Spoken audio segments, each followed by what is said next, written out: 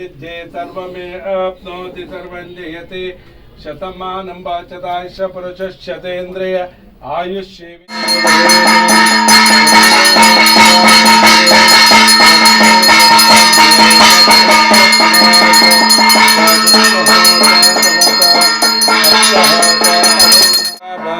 धीमहि तन्नः प्रचोदयात् धनुर्धराय विद्महे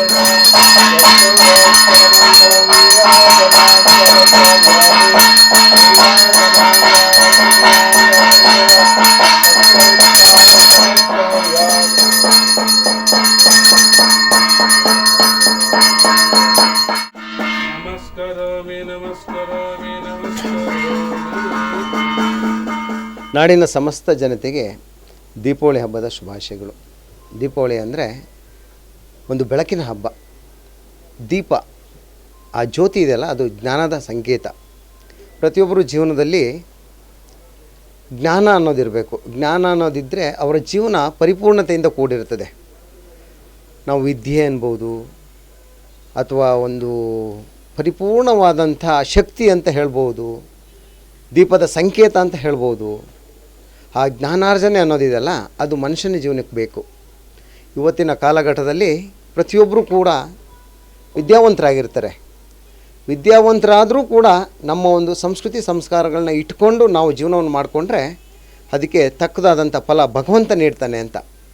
ಇವತ್ತು ನಾವು ಲಕ್ಷ್ಮಿಯನ್ನು ಆರಾಧಿಸ್ತೀವಿ. ಮನುಷ್ಯನ ಜೀವನದಲ್ಲಿ ಎರಡು ಬೇಕು ನಮಗೆ, ಒಂದು ಲಕ್ಷ್ಮಿ, ಇನ್ನೊಂದು ಧನ್ವಂತರಿ ಅಂತ, ಆರೋಗ್ಯ ಮತ್ತು ಐಶ್ವರ್ಯ ಅಂತ ಇಬ್ಬರೂ ಬೇಕಾಗ್ತದೆ. ಈ ಶಕ್ತಿಗಳಿದ್ದರೆ ಅವನು ಮನುಷ್ಯ ಜೀವನದಲ್ಲಿ ಭಾಳ ತೃಪ್ತಿಯಿಂದ ಜೀವನ ನಡೆಸಲಿಕ್ಕೆ ಸಾಧ್ಯ. ಇವತ್ತು ನಮ್ಮ ಭಾರತ ದೇಶ ಪ್ರಪಂಚದಲ್ಲಿ ವಿಶ್ವ ಮಟ್ಟದಲ್ಲಿ ಏನು ಅಂತ ತೋರಿಸ್ಕೊಟ್ಟಿದ್ದಾರಲ್ಲ, ನಮ್ಮ ನೆಚ್ಚಿನ ಪ್ರಧಾನಮಂತ್ರಿ ನರೇಂದ್ರ ಮೋದಿಜಿಯವ್ರು ಬಂದ ಮೇಲೆ ಈ ಭಾರತ ದೇಶಕ್ಕೊಂದು ಇತಿಹಾಸದಲ್ಲಿ ಮತ್ತೆ ಮರುಕಳಿಸುವಂತಾಯಿತು.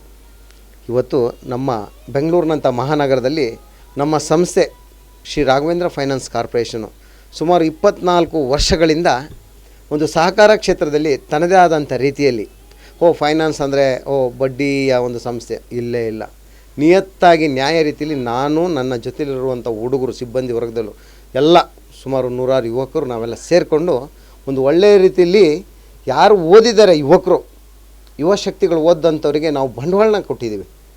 ಅವರು ಭಾಳ ದೊಡ್ಡ ಮಟ್ಟದಲ್ಲಿ ಬೆಳೆದಿದ್ದಾರೆ. ಇವತ್ತು ಕೋಟ್ಯಾಧೀಶರಾಗಿದ್ದಾರೆ. ಅದು ನಮಗೆ ಹೆಮ್ಮೆ. ಆರೋಗ್ಯಕ್ಕೆ, ವಿದ್ಯಾಭ್ಯಾಸಕ್ಕೆ, ಅಥವಾ ಒಂದು ನಿವೇಶನ ಕೊಳ್ಳಿಕ್ಕೆ, ಮನೆ ಕಟ್ಟಲಿಕ್ಕೆ, ಈ ರೀತಿ ಎಲ್ಲ ತಕ್ಕದಾದಂಥ ಒಳ್ಳೊಳ್ಳೆ ಕ್ಷೇತ್ರಗಳಿಗೆ ನಮ್ಮ ಸಂಸ್ಥೆಯಿಂದ ನಾವೊಂದು ವ್ಯವಹಾರಗಳನ್ನ ಮಾಡಿದ್ದೀವಿ. ಸಹಾಯ ಅಂತ ಹೇಳಲ್ಲ, ವ್ಯವಹಾರಗಳನ್ನ ಮಾಡ್ಕೊಂಡು ಬಂದಿದ್ದೀವಿ. ಇವತ್ತು ತುಂಬ ಖುಷಿಯಿಂದ ಬೆಂಗಳೂರು ನಗರದಲ್ಲಿ ನಾವೆಲ್ಲ ನಾವು ಟ್ಯಾಕ್ಸ್ ಕಟ್ಟೋದ್ರಿಂದ ನಮ್ಮ ದೇಶಕ್ಕೆ ಒಳ್ಳೆಯದಾಗ್ತದೆ. ನಾವು ಅತಿ ಕಮ್ಮಿ ದರದಲ್ಲಿ ವ್ಯವಹಾರ ಮಾಡೋದ್ರಿಂದ ಗ್ರಾಹಕರಿಗೆ ಒಳ್ಳೆಯದಾಗ್ತದೆ. ನಮ್ಮ ಅಲ್ಲಿ ಸಿಬ್ಬಂದಿ ವರ್ಗದವ್ರನ್ನ ನಾನು ಚೆನ್ನಾಗಿ ನೋಡ್ಕೊಳ್ಳೋದ್ರಿಂದ, ಅವ್ರ ಶಕ್ತಿಯನ್ನು ತುಂಬೋದ್ರಿಂದ ಅವ್ರ ಸಂಸಾರ ಚೆನ್ನಾಗಿರ್ತದೆ. ಇದ್ರ ಜೊತೆಗೆ ನಾವು ಬೆಳ್ಕೊಂಡು ಬಂದಿದ್ದೀವಿ. ನಾವು ತುಂಬ ವರ್ಷದಿಂದ ಕಷ್ಟಪಟ್ಬಿಟ್ಟು ನಾವು ತುಂಬ ಚೆನ್ನಾಗೇ ಬೆಳ್ಕೊಂಡು ಬಂದಿದ್ದೀವಿ.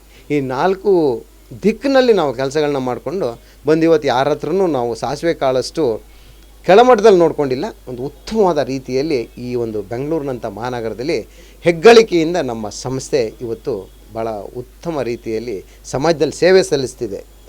ಅದರಿಂದ ಇವತ್ತು ನಾನು ಹೇಳ್ತೀನಿ, ನಮ್ಮ ನಾಡಿನ ಜನತೆಗೆ ನಾವು ಯಾವತ್ತೂ ಭಕ್ತಿ, ಶ್ರದ್ಧೆ, ಪ್ರಾಮಾಣಿಕತೆ ಇಟ್ಕೊಂಡ್ರೆ ಪ್ರತಿಯೊಬ್ಬ ಮನುಷ್ಯನು ತನ್ನ ಜೀವನದಲ್ಲಿ ಸಮೃದ್ಧಿಯಿಂದ ಕೂಡಿರ್ತಾನೆ, ಸಾಧನೆಗಳನ್ನು ಮಾಡ್ತಾನೆ ಅಂತ ನಾನು ಈ ಮೂಲಕ ಹೇಳಲಿಕ್ಕೆ ಇಷ್ಟಪಡ್ತೀನಿ. ಆ ತಾಯಿ ಚಾಮುಂಡೇಶ್ವರಿ ಎಲ್ಲರಿಗೂ ಒಳ್ಳೆಯದಾಗಲಿ ಈ ಸಂದರ್ಭದಲ್ಲಿ ಹೇಳ್ತಾ, ಆ ತಾಯಿ ಹತ್ರ ಮತ್ತೊಮ್ಮೆ ನಮ್ಮ ನಾಡಿರ್ಬೋದು, ನಮ್ಮ ದೇಶ ಇರ್ಬೋದು, ಎಲ್ಲ ಉತ್ತಮ ರೀತಿಯಲ್ಲಿ ಈ ಒಂದು ವಿಶ್ವದಲ್ಲಿ ಪ್ರಜ್ವಲಿಸಲಿ ಅಂತ ಹೇಳ್ತಾ, ಮತ್ತೊಮ್ಮೆ ನಾನು ನನ್ನ ನೆಚ್ಚಿನ ಪ್ರಧಾನಮಂತ್ರಿ ನರೇಂದ್ರ ಮೋದಿಜಿಯವರಿಗೆ ಆರೋಗ್ಯ, ಎಲ್ಲ ಅಷ್ಟೈಶ್ವರ್ಯಗಳನ್ನು ನೀಡಿಬಿಟ್ಟು ಅವರು ಮತ್ತಷ್ಟು ಈ ದೇಶನ ಶಕ್ತಿಯುತವಾಗಿ ನಡೆಸಲಿ ಅಂತ ಈ ಮುಖಾಂತರ ಕೇಳ್ಕೊತೀನಿ. ಸರ್, ಮುಂದಿನ ವರ್ಷದ ಸಲುವಾಗಿ ತಮ್ಮ ಸಂಸ್ಥೆ 25 ವರ್ಷದ ಸಿಬ್ಬಂದಿ ಆಚರಣೆ ಹಂತದಲ್ಲಿದೆ. ಸೊ ಆರಂಭದಲ್ಲಿ ಫೈನಾನ್ಸ್ ವ್ಯವಹಾರ ಅಂದರೆ ಸಾಕಷ್ಟು ಸವಾಲುಗಳನ್ನು ತಾವು ಎದುರಿಸಬೇಕಾಗುತ್ತೆ. ಬಟ್ ಆರಂಭದಿಂದ 25 ವರ್ಷದ ಒಂದು ಜರ್ನಿ ಒಂದು ಲೈನಲ್ಲಿ ಹೇಳಿದ್ರೆ ಏನು ಹೇಳಕ್ಕೆ ಇಷ್ಟಪಡ್ತೀನಿ? ಇಲ್ಲ, ನಾವು ಏನು ಮಾಡ್ತಾಯಿದ್ವು ಅಂದರೆ, ಗ್ರಾಹಕರು ಬಂದರೆ ಅವ್ರ ಏಳಿಗೆನೇ ನಾವು ಅವ್ರ ಏಳಿಗೆ ಬಗ್ಗೆ ಭಾಳ ಶಯೋಕ್ತವಾಗಿ ನೋಡ್ಕೊತಾ ಇದ್ವಿ. ಅಂದರೆ ಅವ್ರು ಎಷ್ಟು ಚೆನ್ನಾಗಿ ಆಗ್ತಾರೆ, ನಾವು ಅಷ್ಟು ಚೆನ್ನಾಗಿ ಆಗ್ತೀವಂತ ಅಷ್ಟೇ. ಅವ್ರು ಎಷ್ಟು ಬೆಳೀತಾರೆ ಅವರು ಆ ರೀತಿಲಿ ನಾವು ಒಂದು ಫುಟ್ಪಾತ್ ವ್ಯಾಪಾರಸ್ಥ ಫಸ್ಟು, ಆನಂತರ ಅವನು ಒಂದು ಅಂಗಡಿ ಇಟ್ಕೊತಾನೆ, ಆಮೇಲೆ ಸ್ವಂತ ಅಂಗಡಿ ಮಾಡ್ಕೊತಾನೆ, ಆಮೇಲೆ ಒಂದು ದೊಡ್ಡ ಶೋರೂಮ್ ಮಾಡ್ತಾನೆ. ಈ ಹಂತದಲ್ಲಿ ನಾವು ನೋಡ್ಕೊಂಡು ಬಂದಿದ್ದೀವಿ. ಆ ರೀತಿ ಸಾವಿರಾರು ಜನ ನಾವು ನೋಡಿದ್ದೀವಿ ಕಣ್ಣಾರೆ. ಅವರ ಒಂದು ಅಭಿವೃದ್ಧಿಯೇ ನಮ್ಮ ಅಭಿವೃದ್ಧಿ ಅಂತ.